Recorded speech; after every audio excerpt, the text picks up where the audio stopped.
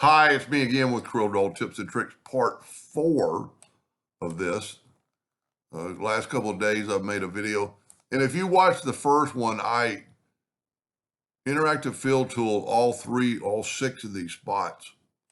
Well, I started thinking, and like if you look, the lines don't really match up, and you could get them to match up. You just have to break it apart.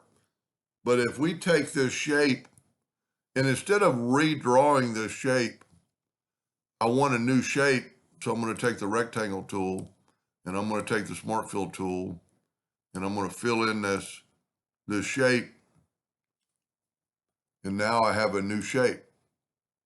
So I'm going to move it over more, and then the same thing for the elongated one, and you'll see what I'm talking about in just a second. So now I can interactive fill tool this piece by itself. So I'm going to go grab the interactive fill tool and go at that angle and put black in the middle. And now let's go ahead and put a white in the middle, kind of make it stand out. And that's not too bad. So I'm going to just make it a little bit darker. But see, I'm doing all 3 of them at one time.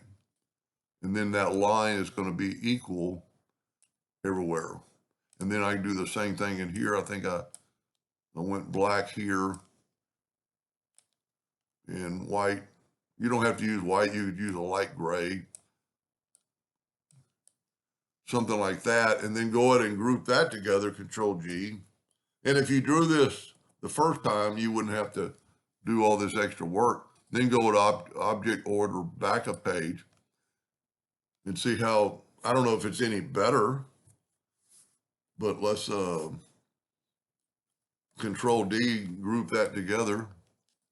Control D to duplicate it, rotate it 90 degrees. Well, I must not have grouped it all together. So let's get it and Control G to group it. And like in part 2, I made those lines an object. I've already done that. So I'm going to Control D, move that rotation of that node and rotate it 90 degrees.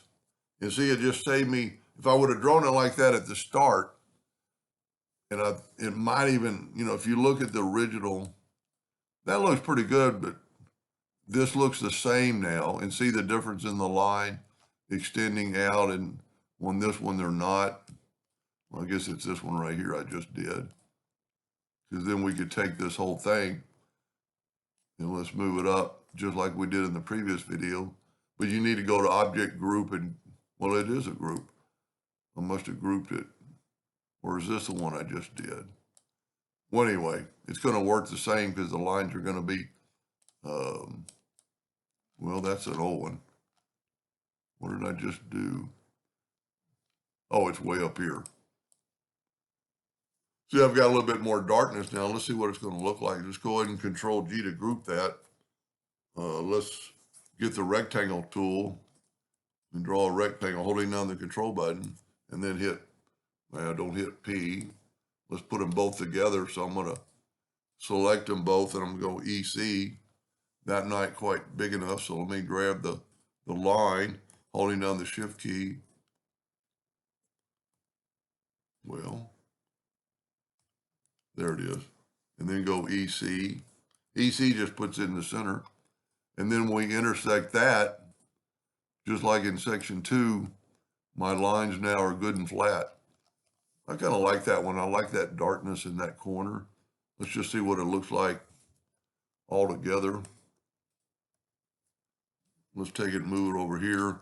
Control D, hold down the control button, get the arrow. See, I still got that little bit of a line, but it doesn't really matter. Hit the plus key and mirror it down.